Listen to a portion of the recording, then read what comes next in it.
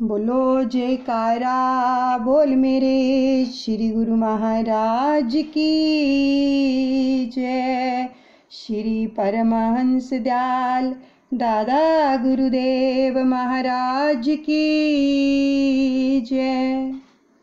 सभी से निवेदन है, आंखें बंद कर लीजिए या दर्शन हो रहे हैं तो आंखें खोल के दर्शन कीजिए और गुरु मूर्ति के ऊपर ध्यान जमाना है। हम रोज पढ़ते हैं ना, पूर्ण सतगुरु ब्रह्म स्वरूप में रोज पढ़ते हैं, गुरु मूर्त का करिए ध्यान, गुरु पर जाइए कुर्बान। बस गुरु मूर्ति का ध्यान अगर जम गया तो बस फिर तो आनंद ही आनंद है। तो इसलिए आंखों से हमें एक टक दर्शन करने हैं बिना पलक झपके। कानों से प्यारी जीवनी का रसपान करेंगे श्री पंचम पातशाह सतगुरुदेव भगवान जी की, और श्वासों में सुमिरन चलता रहेगा। इसको बोलते हैं ध्यान और सुमिरन एक साथ, और साथ में प्यारी जीवनी का रसपान। तो कितना सुंदर नज़ारा है ये, इन्हीं की कृपा हुई है, इन्हीं की प्रेरणा से यही सब करवा रहे हैं कि हमें अंदर से कैसे जुड़ना है, बाहर से नहीं, हमें अंदर से जुड़ना है, ताकि जब भी हम भजन सिमरन पर बैठेंगे तो इस मूर्त का हमें ध्यान आएगा। कितनी प्यारी मूर्त है। पंचम पातशाह सतगुरुदेव भगवान जी की साथ में आशीर्वाद मिल रहा है। कितने प्यारे दर्शन हैं। तो दर्शन बिना पलक झपके करने हैं और साथ में सुमिरन करना है। चलिए, और जिन्होंने भी चिल्ला रखा है वो संकल्प ले लेंगे, हाथ में अपनी चूली लेकर कि हे सतगुरुदेव भगवान, जिन्होंने भी अपनी शुभ मनोकामना की पूर्ति के लिए ये चिल्ला रखा है, रखने जा रहे हैं, आप सब पर कृपा करें, सबकी शुभ मनोकामनाओं को पूरा करें, सबके हृदय में वास करें और आपका सुमिरन हर एक के हृदय में चलता रहे, प्यारी छवि आपकी हृदय में बसी रहे। ऐसे लग रहा है जैसे कुछ अभी फरमाएंगे पंचम पातशाह। कितना सुंदर स्वरूप है।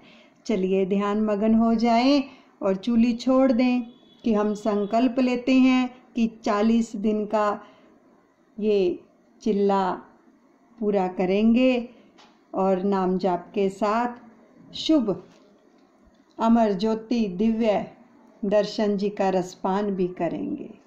आपका कोटि कोटि धन्यवाद है प्रभु, हम सब पर कृपा करने के लिए और ये सुंदर सुअवसर प्रदान करने के लिए।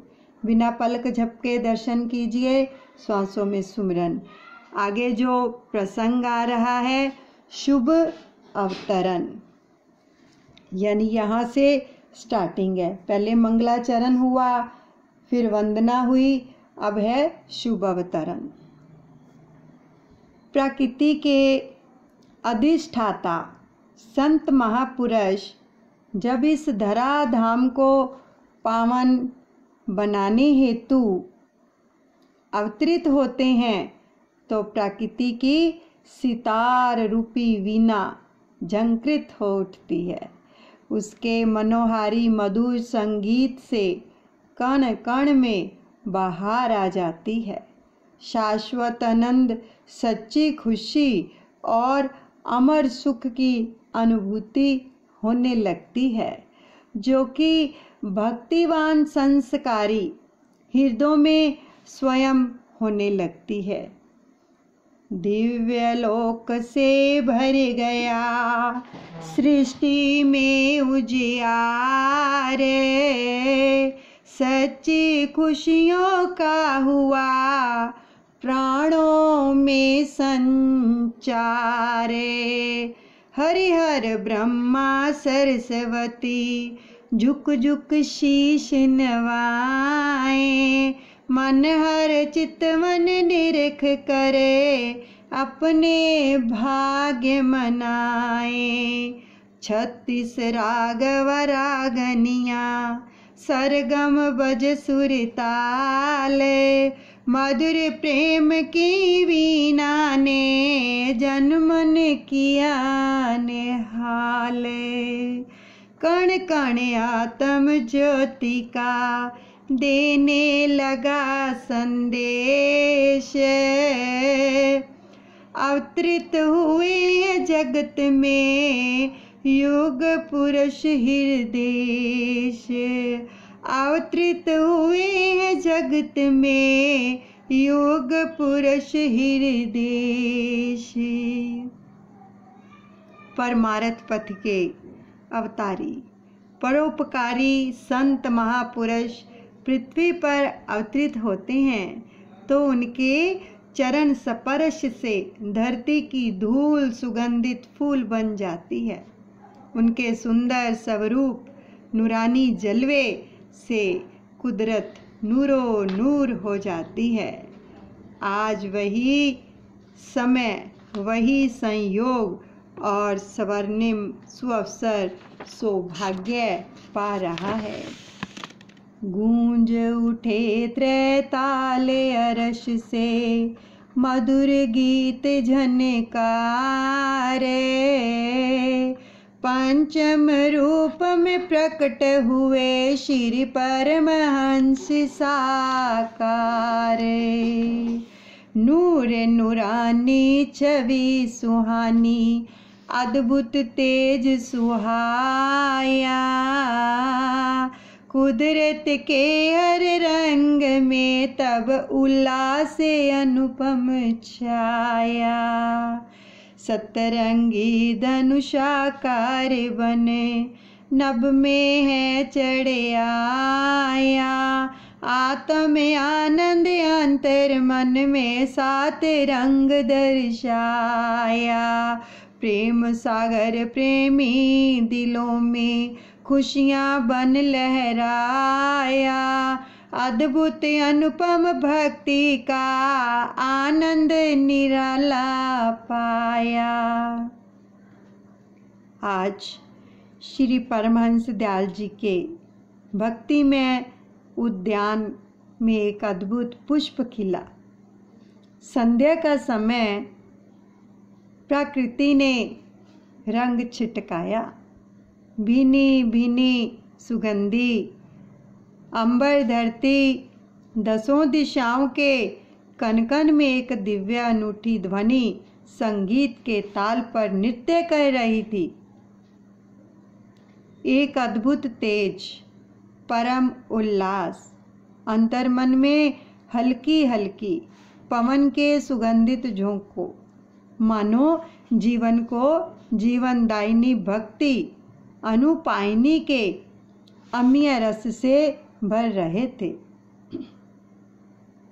आकाश में इंद्रधनुष ने 7 रंग से इंद्रधनुष का रूप ले दर्शाया कि आ गए हैं रूहानी शहंशाह, अवतरित हुए हैं युग सम्राट बादशाह। अंतर्मन के आकाश पर उदित होगा यही 7 रंग का इंद्रधनुष। भक्ति देवी नमन कर भाग्य सहराने लगी। भास्कर छिप छिप कर श्री दर्शन पाने में सकुचा रहा था। चांद सितारे सज धज कर श्री आरती उतारने का सौभाग्य पाने आ गए। नव उल्लास भर दिया प्रेमी दिलों में दिव्य प्रकाश। दिलकश कुदरत के नज़ारों ने किया धरती पर वास। अर्शों से फर्श पर आए हैं संत रूप में स्वयं भगवान, यही हो रहा था एहसास। अक्षुणन आत्म ज्योति को जगाए रखने के लिए दिव्य विभूति श्री श्री 108 श्री स्वामी दर्शन पूर्ण आनंद जी महाराज का अवतरण हुआ। आप 20 सितंबर सन 1926 तदनुसार आश्विन शुक्ल पक्ष त्रयोदशी संवत 1983 सोमवार के दिन संध्या समय ग्राम रायपुर कला तहसील अजनाला जिला अमृतसर पंजाब में अवतरित हुए। पूज्य श्री अर्जुन दास जी को आपके पिता तथा पूज्य माता ज्ञान देवी जी को आपकी माता कहलाने का सौभाग्य प्राप्त हुआ। आपके शुभ्र भाल पर श्री चरण कमलों व कर कमलों में विलक्षण रेखाओं का समन्वय ही अवतार होने का साक्षात प्रमाण है। जन्म से पूर्व रात्रि में भगवान ने माता जी को चतुर्भुज रूप में दर्शन दिए। आपने जन्म के समय अलौकिक आभा का दर्शन माता श्री को करवा दिया। आपके जन्म लेते ही माता जी के हृदय में दिव्य सुख एवं आनंद की लहर लहराई। उसने देखा कि बालक के मुखमंडल पर सूर्य की किरणों का गोलाकार और सुंदर छवि की मोहिनी वर्णातीत है। जरा सा अपना सिर ऊंचा करके देखने लगी कि वास्तव में यह परम सत्य है। क्या देखा कि सिर की ओर सफ़ेद लंबा चोला पहने सफ़ेद दुपट्टे से शीश ढके मुस्कुराते हुए आशीष दे रहे हैं। वही दर्शन है, कर लीजिए, मानो कोई पैगंबर हो। माता ने 10 मिनट तक इस दिव्य तेज के दर्शन किए जो आज हमको भी हो रहे हैं।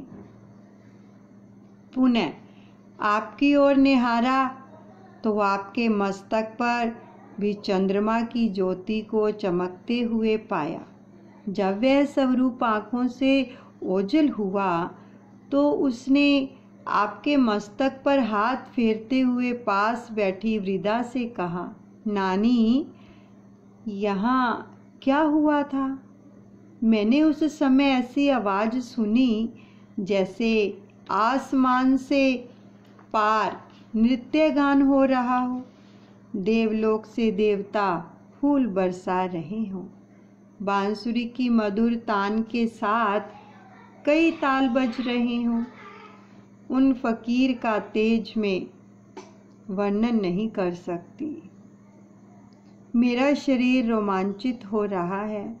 मैं उस फकीर को बैठने के लिए भी न कह सकी। नानी ने कहा, घबराओ नहीं, यहाँ कोने में एक फकीर की जगह बनी हुई थी। हो सकता है आज वह यहाँ प्रकट हुए हों। फकीर सदा दुआ देते हैं, तुम्हारा घर खुशियों से भर जाएगा। आज मैं वहाँ जाकर दीपक जगा आती हूँ। भगवान श्री कृष्णचंद्र जी महाराज जी ने परम सखा अर्जुन को विराट स्वरूप दिखाया और दर्शाया कि सारी सृष्टि मुझ में समाई है, तो उसमें मुझे किस भगत पर किस समय कृपा करके गोपनीय ऐश्वर्य युक्त रूप को दर्शाना है और उरीन होना है। इस रूप ने माता यशोदा से वात्सल्य पाया तो उससे उरीन होने के लिए मुंह में मिट्टी के बहाने दर्शन कराया। अब यहाँ यह दर्शा रहे हैं कि संत रूप में प्रकट होने के लिए सुंदर आभा को निरखा रहे हैं। आपके शुभ जन्म से पहले भी माताजी सर्वदा यही कहती कि मेरा गुरुद्वारे से घर आने को दिल ही नहीं चाहता। उस गांव में केवल एक ही गुरुद्वारा था। घर के कामकाज करते हुए भक्ति भाव विभोर भजन गाती और हरदम एक अनोखी खुशी अंतर्मानस में अनुभव करती। आपके पूज्य पिताजी को आपके शुभ जन्म से पहले संसार से उपरामता हो गई थी। संसारिक बंधनों को तोड़कर आप माया मुक्त होना चाह रहे थे। पिताजी ने अपनी प्रेरणा को बुजुर्गों में व्यक्त किया और वहाँ पर एक ज्योतिषी बैठे हुए थे। उन्होंने पिताजी के मस्तक की ओर देखकर कहा, लाला जी, आपके घर में दिव्य गुण संपन्न महापुरुष ने अवतरित होना है। आप इस कार्य को पहले पूरा कीजिए। मन ही मन करवद्ध यह प्रार्थना करने लगे कि काश मुझे भी इन महापुरुषों के दिव्य दर्शन का सौभाग्य प्राप्त हो। पुनः कहने लगे कि लाला जी, वही अंतर प्रेरणा से आपको बंधन मुक्त होने का संदेश दे रहे हैं। केवल आप ही नहीं, वे सारे संसार को मोह माया के अज्ञान जाल से मुक्त कराएंगे। सांसारिक लोक रीति और पुराणों के अनुसार यह सुना जाता है कि विधातु पष्टि के दिन कर्म लेख लिखती है और कुलगुरु नामकरण करते हुए जन्म कुंडली बनाकर लक्षण बताते हैं। महापुरुष स्वयं ब्रह्मांड के नायक और भाग्य विधाता होते हैं, तो विधारित उनके लेख क्या लिखे। वे स्वयं भी श्री दर्शन एवं श्री चरणों का स्पर्श करने हेतु अपना सौभाग्य मनाने आती है। पिताजी ने भी नामकरण एवं जन्म कुंडली के लिए कुलगुरु से विनय की, तो इस समय वे कभी आंखें मूंदते और कभी खोलते। तेजस्वी, प्रतिभावान, अधरों पर मुस्कान, मनहर चितवन को निहारते हुए उन्होंने पत्रिका पोथी के पन्ने पलटे और भाव विभोर उनके मुंह से साधु राम शब्द उच्चारण हुआ।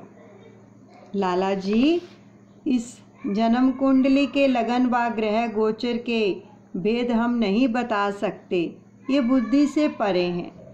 इस शिशु के मस्तक का तेज और चरणों की रेखाएं इतनी किरणें बिखरा रही हैं कि इतना ही कह सकते हैं कि यह महान प्रतापी परोपकारी एवं सर्वगुण संपन्न अवतारी होगा।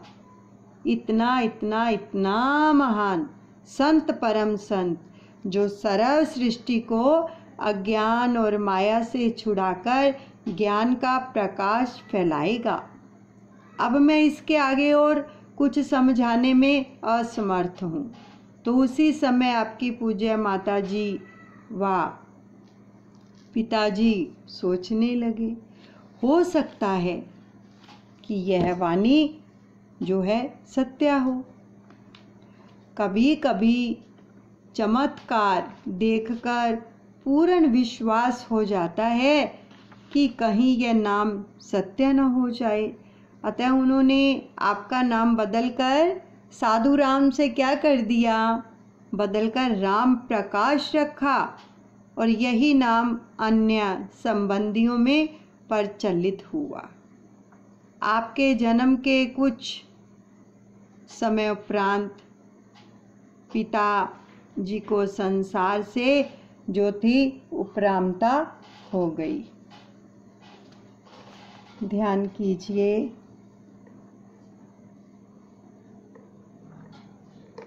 श्वासों के अंदर हर श्वास में सुमिरन चलता रहे और वे हरिद्वार में एकांत वातावरण में रहने लगे। पिताजी तो अधिकांश समय वहीं व्यतीत करते। यहाँ उन्होंने साधु वेश भी धारण कर लिया।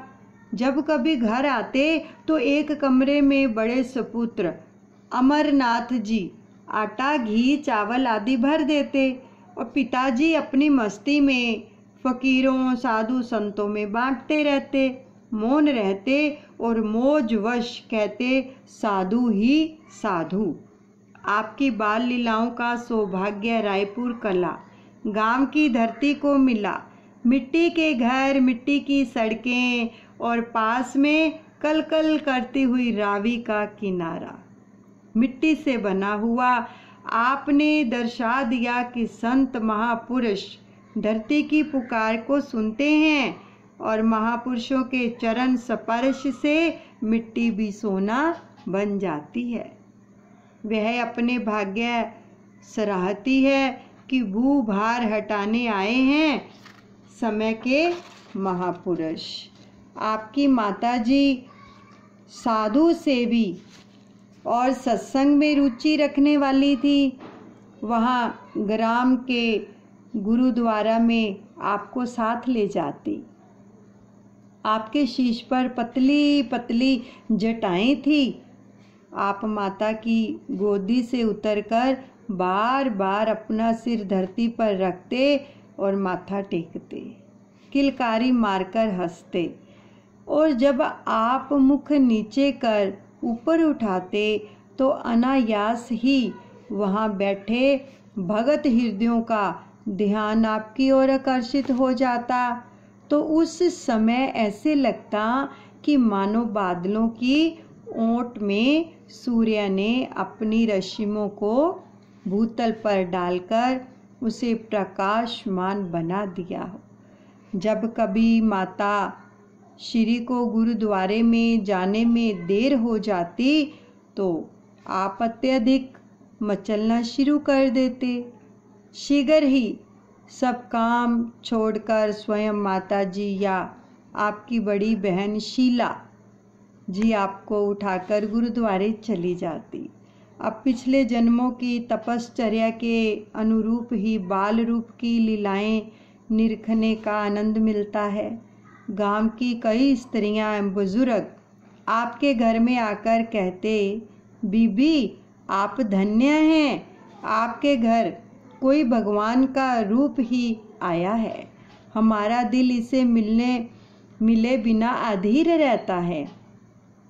इसे देखकर लगता है कि मानो जीवन की निधि मिल गई है। कई सुहृद संबंधी आकर कहते कि ना जाने क्यों बार बार आपके घर आने का मन चाहता है। कौन से अनोखे लाल ने आपके घर जन्म लिया है। घर में पांव रखते ही दिल हर्ष से भर जाता है। माताजी कहती, मुझे क्या मालूम, आप देख लें, क्या जाने किसी संत ने यहाँ जन्म लिया हो। अब आपकी आयु 2 वर्ष की हुई और आप नियमानुसार माताजी के साथ गुरुद्वारे जाते, शीश झुकाते, गुरुवाणी को सुनने की धुन में ऐसे लय हो जाते कि सब देखते ही रह जाते थे। एक दिन आप अपनी बड़ी बहन के साथ गए पाठ करने वाले ग्रंथी के पास। कब पहुंच गए किसी को पता ही नहीं चला।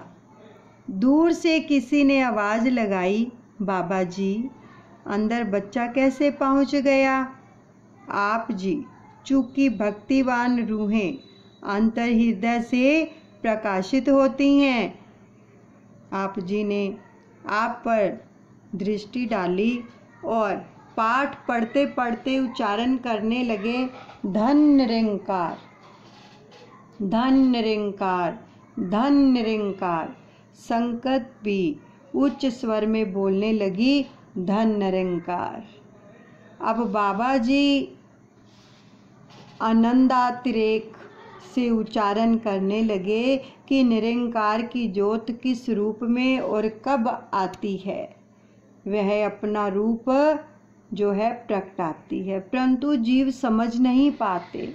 वे सांकेतिक भाषा में बतला रहे थे कि दिव्य ज्योत ने बालक के रूप में दर्शन दिए हैं। आप जो हैं वो अवतारी विभूति हैं। वैदिक नियमों के अनुसार ही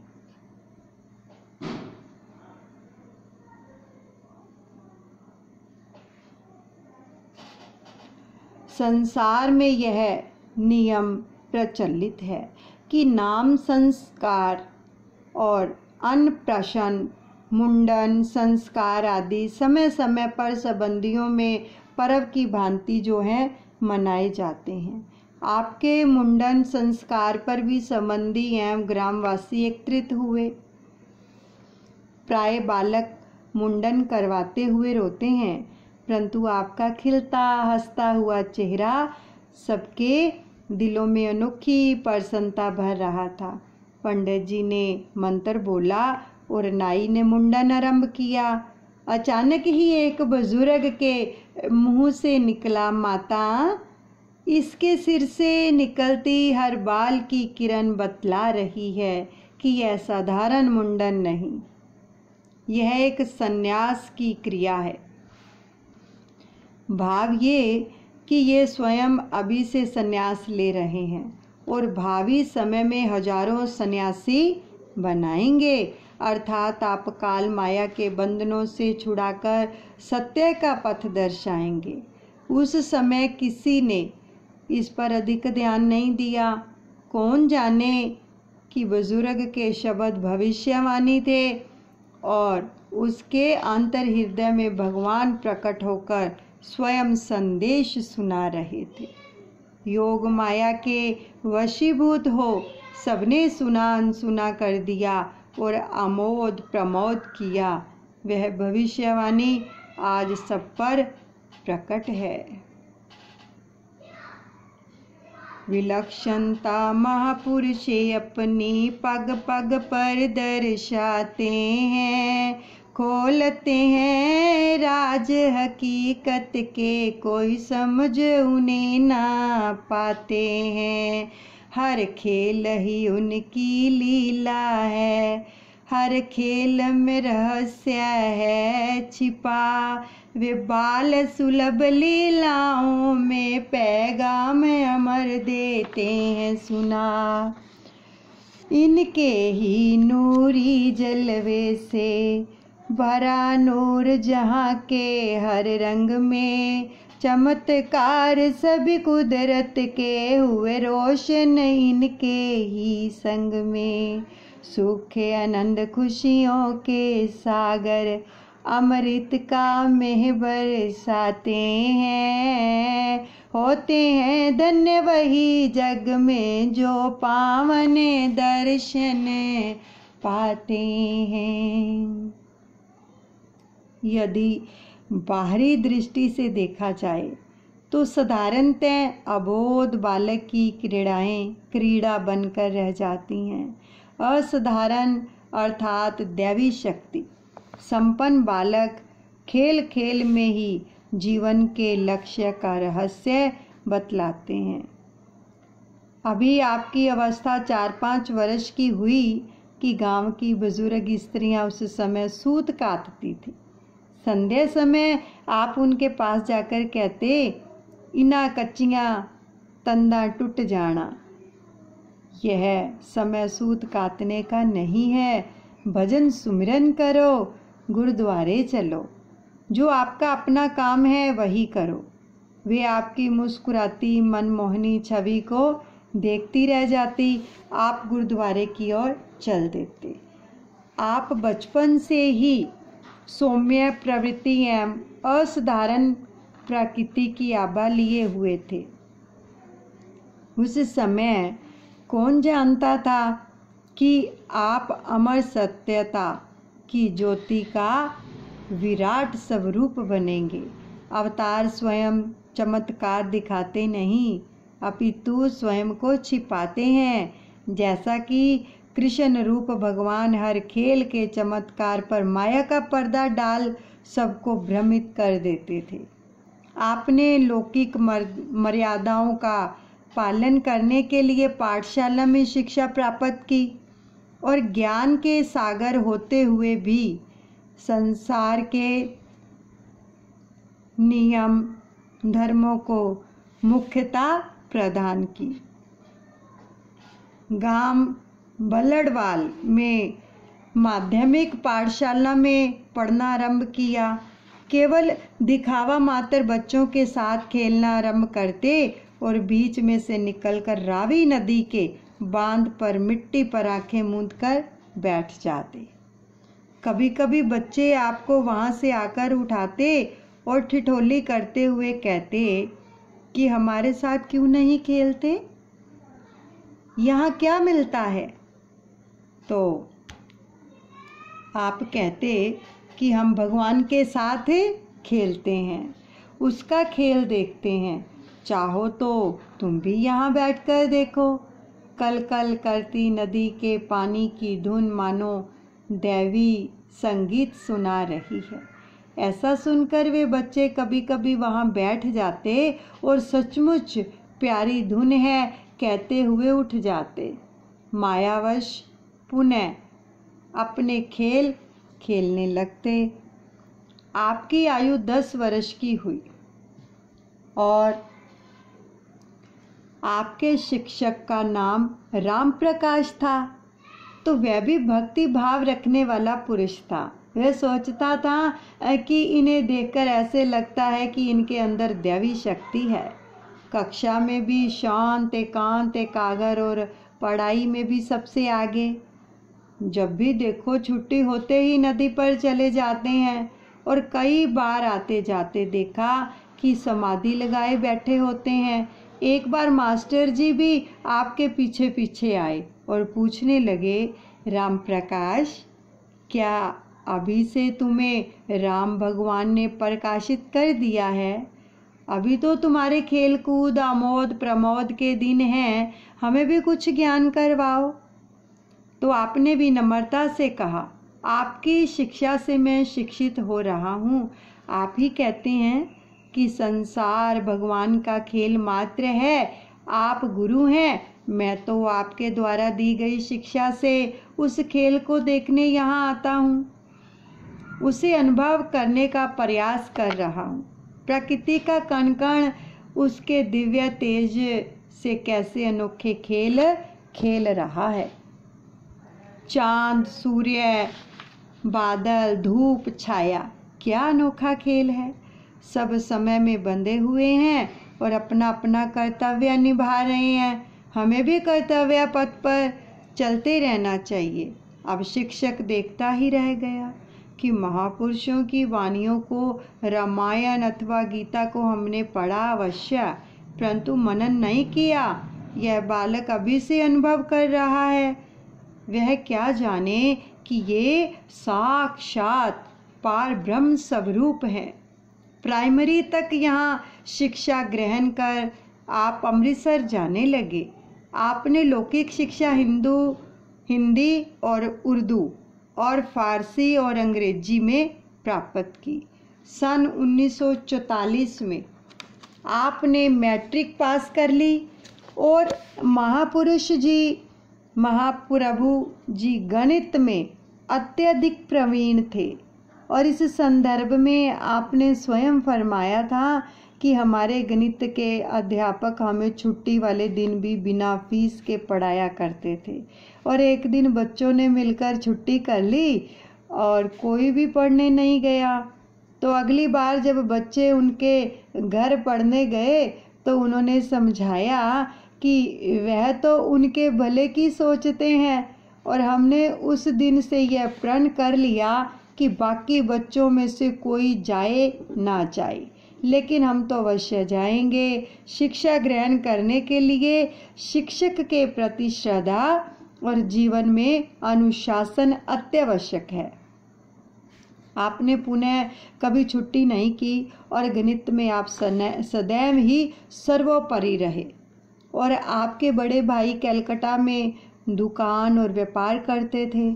आप संसारिक कार्य व्यवहार करते हुए निर्लिप्त रहते। आपके घर के सभी सदस्य मानो त्याग की मूर्ति थे और अत्यधिक हास विलास उन्हें पसंद नहीं था। आप 1946 में एक बार कलकत्ता गए, परंतु वहां सत्संग का साधन प्राप्त न होने के कारण पुनः पंजाब लौट आए। आपको आत्म अनुभूति तो थी, परंतु लोक मर्यादा अनुसार अपना कर्तव्य सतगुरु शरणागति, नाम दीक्षा, गुरु आज्ञा पालन एवं आदर्श गुरु भक्ति को मुख्यता देते हुए संपन्न किया। बोलो जयकारा बोल मेरे श्री गुरु महाराज की जय। श्री परमहंस दयाल जी महाराज की जय। ये सभी हम अपने सतगुरुदेव भगवान दादा गुरु महाराज जी के चरणों में अर्पण करते हैं। और कल का जो प्रसंग रहेगा उसका हम रसपान करेंगे, वो है गुरु दीक्षा। तो प्रेमियों, कितने सुंदर दर्शन दीदार हुए हैं नाम सुमिरन के साथ। अब देखो, जो पिछली दफ़ा आपको बताया गया था दादा गुरु महाराज जी की जीवनी में कि किस प्रकार वो सभी प्रेमी गुरु मूर्ति का ध्यान जमाते थे। ये है असली ध्यान कि हमें अगर हम देखें तो किसको देखें? सतगुरु के स्वरूप को। अगर हम सुने तो किसकी वाणी को सुने? अपने सतगुरु की वाणी को सुने। मुख से उच्चारण करें तो उनकी वाणी का गुणगान करें। तो आज हम कितने सौभाग्यशाली हैं कि हमारे ऊपर ऐसी कृपा हो रही है कि हम किसको निहार रहे हैं। पूरा आधा घंटा हमने दर्शन दीदार किए इन नैनों के जरिए और कानों से प्यारी जीवनी का रसपान किया और श्वासों के साथ सुमिरन किया। अब सच बताओ, ये सच में हमें अंदर से नहीं जोड़ रहे हैं? ये किसका प्रयास है अंदर से जोड़ने का? सतगुरुदेव भगवान का। नहीं तो क्या है, जूम के ऊपर वीडियो ओपन कर लेते हैं और हम किसको देखते हैं? जो बोल रहा होता है। सच बताओ, क्या उसका ध्यान करेंगे? ध्यान जमाना है गुरु मूर्ति का। तो इसलिए ये सारी जितनी भी परिक्रिया है, ये मेरे दादा गुरु महाराज जी के आशीर्वाद से पंचम पातशाह सतगुरुदेव भगवान जी की कृपा से हो रही है, जो हम अंदर से जुड़ रहे हैं। आज सच मानो कितना आनंद आया। जिन्होंने एक पल के लिए भी अपनी पलकें नहीं झपकी, उनको कितना आनंद आया होगा। और जब आप रात को सोएंगे ना, यही प्यारी छवि, यही सुंदर दर्शन दीदार होंगे। आप खुद बताओगे आप लोग कि हमें दर्शन दिए प्रभु ने। ये हमें इस प्रकार से अंदर से जुड़ना है, केवल अंदर से, और हमेशा सतगुरु के दर्शन करने हैं। मेरे सतगुरुदेव भगवान आप सबका मंगल करें। और रात को ज़रूर जुड़ा करें आधे घंटे के लिए और अपने जीवन को सार्थक करें हर रोज़ जूम के ऊपर। धन्यवाद।